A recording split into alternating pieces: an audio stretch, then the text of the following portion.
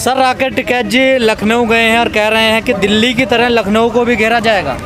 देखिए ऐसा है, अब उत्तर प्रदेश में चुनाव होना है और अगर उत्तर प्रदेश में बीजेपी को सत्ता से बाहर करना है तो लखनऊ में जाके डेरा डालना पड़ेगा और लखनऊ से ही पूरे उत्तर प्रदेश में हर ज़िले में, हर ब्लॉक में और हर विधानसभा में अपने किसान साथियों को हर गांव-गांव में भेज के लोगों को, जो बीजेपी ने इस समय हमारे खिलाफ जो षड्यंत्र रच रखा है, हमें बदनाम करने की जो कोशिश कर रहे हैं और 8 महीने से ऊपर हो गए, 9वां महीना चल रहा है और हमारी मांगों को नहीं सुना जा रहा है। तो बहुत बड़ा हिस्सा अभी भी उत्तर प्रदेश का ऐसा है जो इस आंदोलन को से पूरी तरीके से अवगत नहीं है। तो उन सब चीज़ों के लिए जो किसान मोर्चा है, इसने रणनीति तैयार की थी अभी 2 दिन पहले और उस रणनीति में सभी लोगों ने आम राय बनाई कि अब लखनऊ में मोर्चा घेराबंदी होगी, जैसे अभी दिल्ली की घेराबंदी हुई है और इस घेरेबंदी के बाद अलग अलग ज़िलों में जाकर जो ज़िले मुख्यालय हैं यहाँ पे मोर्चा, किसान मोर्चा के जो लोग हैं वो धरना प्रदर्शन करेंगे। आपको लगता है महाराज जी घेरने देंगे आपको? महाराज जी क्या करेंगे भाई, जेल ही तो भेजेंगे, जेल जाने के लिए हम तैयार हैं भाई। हमारे ऊपर धाराएं लगाएंगे उसके लिए भी हम तैयार हैं। अब हमारे पास और रास्ता क्या बचा है भाई। दिल्ली में 8 महीने से ऊपर हो गया हमें रुके हुए और 9वां महीना चल रहा है, अभी तक सरकार की तरफ से हमें कोई भी सकारात्मक संदेश नहीं मिले हैं। तो जो इलाज हमने इनका बंगाल में किया था वही इलाज हमें इनका लखनऊ में करना पड़ेगा। बाबा जी ज़्यादा से ज़्यादा ये कर सकते हैं कि हमारे घरों पे बुलडोज़र चलवा देंगे, हमारे ऊपर फर्जी धाराएं लगवा देंगे, तो उससे कोई फ़र्क नहीं पड़ना है। देखिए मरना तो वैसे ही है, मरना तो हर किसी को एक दिन है, तो क्यों ना अपने हक के लिए कम से कम संघर्ष करके मरे। बुलडोजर क्यों कहते हैं, बुलडोजर से क्यों? बाबा खुद कह रहे हैं, बाबा ने खुद ट्वीट किया है कि भाई युवाओं के लिए जो संदेश दिया है, उत्तर प्रदेश की जनता के लिए संदेश दिया है कि अगर आप बीजेपी का विरोध करेंगे, माननीय मुख्यमंत्री जी का विरोध करेंगे तो अपने घर पे बुलडोजर चलवाने के लिए तैयार रहें और फर्जी धाराएं लगवाने के लिए तैयार रहें। बाबा जी बिल्कुल मूड में है कि अगर किसी ने विरोध किया, इसी वजह से इन्होंने भी धारा 144 लगा रखी है लखनऊ में कि कोई भी दूसरी पार्टी का आदमी सम्मेलन ना कर पाए। और वहीं क्या होता है, बनारस में देखा होगा आपने, मोदी जी की जो रैली हुई थी BHU में, उसमें 6000 से ज़्यादा लोग इकट्ठे हुए। खुद तो ये सम्मेलन करवा सकते हैं, चाहे वहाँ 10,000 की भीड़ इकट्ठी करवा ले, चाहे 20,000 की करवा ले। जगन्नाथ में देखिए वो यात्रा निकलवाई इन्होंने, ठीक है। और जब सुप्रीम कोर्ट ने हस्तक्षेप किया है कि कोरोना की तीसरी लहर आ रही है और किसी भी तरह का कोई धार्मिक सम्मेलन नहीं होगा, सुप्रीम कोर्ट के हस्तक्षेप के बाद ये लोग वापस हुए। नहीं तो ये कांवड़ यात्रा में भी उत्तर प्रदेश की जनता की ज़िंदगी को ताक में रखने का पूरा इन्होंने इंतजाम कर दिया था। लखनऊ की घेराबंदी करके क्या डराना चाहते हो सरकार? डराना नहीं है, हम अपने हक की बात कर रहे हैं। हम इनको सत्ता से बाहर करेंगे, ये हमारी मांगे नहीं मान रहे हैं। जैसे कि योगी जी कह रहे थे कि MSP पे फसलों की खरीद होगी, लेकिन उत्तर प्रदेश में पूरे देश की सबसे कम MSP पे खरीद हुई है। 6 से 7% फसल ही MSP पे खरीदी गई है। तो बाबा जी को हम चेताना चाह रहे हैं कि अभी भी समय है, हमारी मांगों को मान लो और हमारे जो वाजिब कानून है, अगर केंद्र सरकार नहीं लगा रही तो आप अपने राज्य में लगाओ।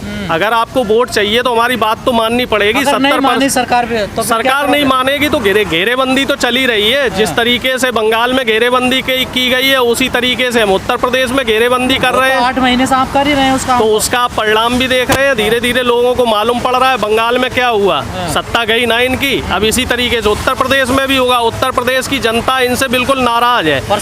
आप जिला पंचायत चुनाव में देख लो, इनको 15 से 20% ही वोट मिला है और इन्होंने शासन प्रशासन का जब दुरुपयोग किया और इन्होंने सत्ता का जब दुरुपयोग करके ही ये जिला पंचायत जो अध्यक्ष है उसमें ये बिल्कुल लोकतंत्र की हत्या करके ये पहुंचे हैं। 66 सीटें जो लाए हैं वो लोकतंत्र की हत्या करके लाए हैं। और बाबा जी ऐसा है ना, बाबा जी के बस का नहीं है शासन सत्ता चलाना, क्योंकि शासन सत्ता वही चला सकता है जिसको सांसारिक समझ हो, जिसको राजनीतिक समझ हो और जिसको घर परिवार और 2 वक्त की रोटी कैसे आती है, परिवार का पालन पोषण आदमी कैसे करता है, इन सब चीज़ों की जब समझ होगी तभी वो कर सकते हैं। प्रधानमंत्री जी कह रहे हैं कि महाराज जी ने इतना अच्छा शासन किया। भाई देखिए यही तो बीजेपी की खूबसूरती है। प्रधानमंत्री जी गृह मंत्री की तारीफ कर लेते हैं, गृह मंत्री जी प्रधानमंत्री की तारीफ कर लेते हैं, मुख्यमंत्री प्रधानमंत्री की तारीफ करते हैं, प्रधानमंत्री मुख्यमंत्री की तारीफ करते हैं। ओलंपिक में मेडल जीत के लाई हैं, अभी एक हमारी मेडल सिल्वर मेडल आया है जो,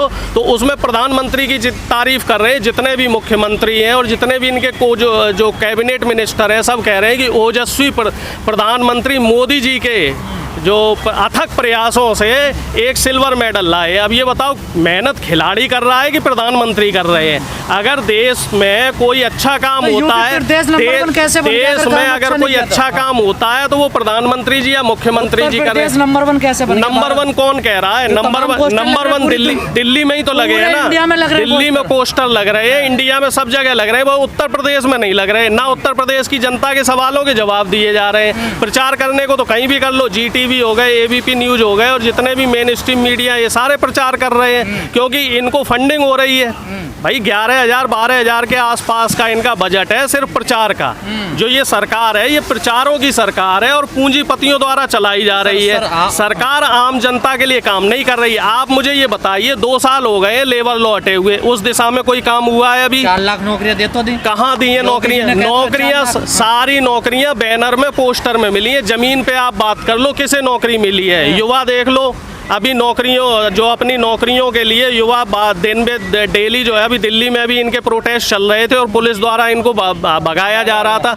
और OBC का जो नीट में आरक्षण भी खत्म किया इन्होंने। तो सरकार क्या है, नौकरियां खत्म करने के, रोजगार व्यापार इनको खत्म करने के तरीके तो कहते हैं रिजर्वेशन खत्म कर दो, तो इसमें नहीं, OBC नहीं कह रहे हैं, ये सरकार कह रही है। पूरे OBC कर रहे थे, OBC नहीं विरोध कर रहे थे, BJP विरोध कर रही थी मंडल कमीशन का। जो भी देश में जनता के हित के लिए जो भी कानून लाए गए हैं, आम आदमी के लिए जो कानून लाए गए, पिछड़ों के लिए जो कानून लाए गए, उसका विरोध सिर्फ और सिर्फ RSS ने किया है। 60 के दशक में जब दलित आरक्षण लगा था, तब भी उसका विरोध कौन कर रहे थे? RSS के लोग। 90 के दशक में मंडल कमीशन लगा, तो उसका विरोध किसने किया? RSS के लोगों ने। फिर उसके बाद अभी हरिजन एक्ट को हटाने की मांग कौन कर रहा था? RSS के लोग कर रहे थे। तो RSS के लोगों की आप मंशा समझिए, इनका शुरू से ये काम रहा है। ये मनवादी विचारधारा के, ये मनवादी विचारधारा के लोग हैं जो साम्राज्यवाद को मानते हैं, पूंजीपति व्यवस्था को मानते हैं। OBC के लोग नहीं है, कुछ सवर्ण जातियों के, प्रधानमंत्री पिछड़े नहीं है, प्रधानमंत्री जनरल के थे। और 2004 में जब BJP की सरकार थी, तो उस पर्टिकुलर कास्ट को OBC में लाया गया है जनरल से, प्रधानमंत्री जनरल के। और पूरी तरीके से पूंजीपतियों के हाथ में ये सरकार बैठी हुई, प्रधानमंत्री जी पूंजीपतियों के हिसाब से चल रहे हैं। और पूरा जो BJP और RSS का सिस्टम है, ये पूंजीपतियों के हिसाब से ही चल रहा है। ना तो या गरीब की सुनवाई हो रही है, ना आम आदमी की सुनवाई हो रही है। आप मुझे ये बताइए, बढ़ती हुई महंगाई के लिए BJP क्या कर रही है? उससे किसे फायदा हो रहा है? आम आदमी को फायदा हो रहा है? नहीं हो रहा है। उससे फायदा हो रहा है पूंजीपति को। भ्रष्टाचार जो बढ़ रहा है, भ्रष्टाचार के बढ़ने से किसे फायदा हो रहा है? इनकम किसकी बढ़ रही है? आम आदमी की इनकम नहीं बढ़ रही है। आप अगर प्रति व्यक्ति आय का आंकड़ा निकाले, 2014 से पहले जो प्रति व्यक्ति आय थी वो 127 रुपये थी, और इस समय जो प्रति व्यक्ति आय है वो 63 रुपये है। तो आप बताइए किसे फायदा हो रहा है? फायदा हो रहा है बड़े बड़े पूंजीपतियों को। आप फोर्ब्स मैगजीन का आर्टिकल पढ़िए, पिछले 7 साल में जो देश के 100 बड़े बड़े पूंजीपति थे, उनकी आय 125% से लेके 500% तक बढ़ गई है। अडानी जो देश के 20वें नंबर के रईस थे, वो दूसरे नंबर के रईस बन गए। तो किसे फायदा हो रहा है?